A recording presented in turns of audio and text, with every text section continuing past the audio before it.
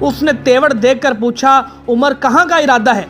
انہوں نے کہا محمد صلی اللہ علیہ وسلم کو نعوذ باللہ قتل کرنے جا رہا ہوں۔ اس نے کہا محمد صلی اللہ علیہ وسلم کو قتل کر کے بنو ہاشم اور بنو زہرہ سے کیسے بچ سکو گے؟ اس پر حضرت عمر رضی اللہ تعالیٰ عنہ نے کہا کہ معلوم ہوتا ہے کہ تم بھی اپنا پچھلا دین چھوڑ کر بے دین ہو چکے ہو۔ اس نے کہا عمر ایک عجیب بات نہ بتا دوں، تمہاری بہن اور بہنوئی بھی تمہارا دین چھوڑ کر بے دین ہو چکے ہیں۔ یہ سن کر حضرت عمر غصے سے بے قابو ہو گئے اور سیدھے بہن بہنوئی کا رخ کیا۔ وہاں انہیں حضرت خباب بن ارت ایک صحیفہ پڑھ رہے تھے اور قرآن پڑھانے کے لیے وہاں آنا جانا حضرت خباب کا معمول تھا۔ جب حضرت خباب نے حضرت عمر رضی اللہ تعالیٰ عنہ کی آہٹ سنی تو گھر کے اندر چھپ گئے۔